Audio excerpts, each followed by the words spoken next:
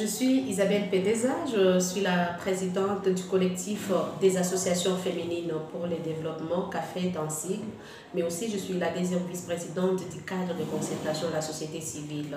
Moi dédiée à la promotion des droits des femmes.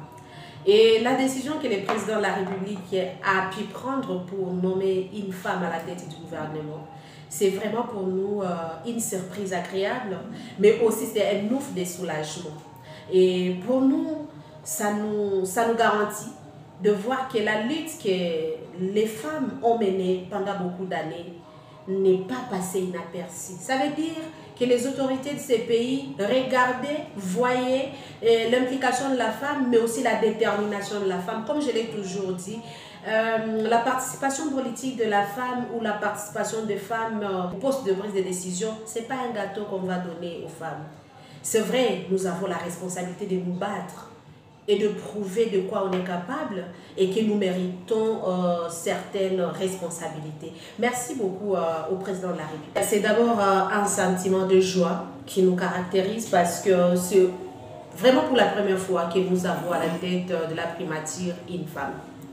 Et je pense que ce n'est pas un jeu d'hasard et les choix par rapport à la personne de Mme Judith n'est pas un hasard. C'est vraiment une femme qui a travaillé et qui mérite cette responsabilité. Deuxièmement, nous voulons remercier le président de la République par rapport à sa masculinité positive, par rapport à ce qu'il vient de faire. C'est vraiment une décision qui a surpris tout le monde parce que tout le monde ne s'attendait pas à ça. Et nous voulons aussi féliciter son Excellence Mme Judith par rapport à sa nomination.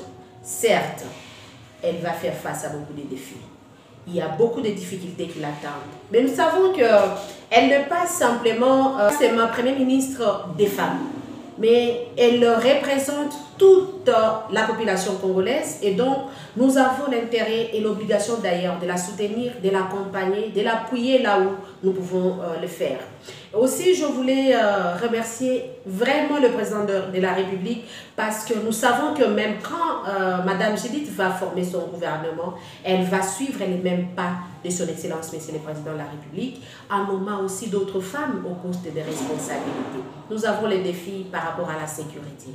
Et aujourd'hui, la population de la partie est de la RDC attend beaucoup plus la paix, les retours de la paix, la sécurité. Oui, les développements, nous avons aussi besoin de ces développements. Mais les développements, nous avons d'abord principalement besoin de la paix. Que cette paix soit imposée. Aujourd'hui, nous avons des milliers de femmes qui vivent dans les camps des déplacés, dans des situations très inhumaines et qui aujourd'hui parviennent même à faire les sexes et les survies. Une chose qui devrait normalement toucher toute personne congolaise et la priorité, c'est d'imposer la paix pour que ces personnes puissent rentrer dans leur zone. Deuxièmement, c'est investir et renforcer la participation de femmes dans le processus de paix, mais aussi dans la participation politique. Que la femme occupe aussi des responsabilités parce que ce pays sera développé, sera construit avec les femmes et avec les hommes. Ben oui, elle a la responsabilité devant elle, mais comme je l'ai dit, elle n'y arrivera pas seule. C'est avec l'implication de tout le monde, c'est avec l'apport de tout le monde, c'est avec le soutien d'ailleurs des hommes engagés dans la participation politique de femmes, mais aussi de toutes les femmes. Nous devons l'accompagner, la soutenir. Oui, pour élever ces défis, je pense qu'elle a ses capacités, elle a ses atouts et elle est à mesure d'apporter un changement. C'est vrai qu'aujourd'hui, on présente toujours l'image de la femme congolaise comme une victime. Certes, la femme elle est victime en période de conflit.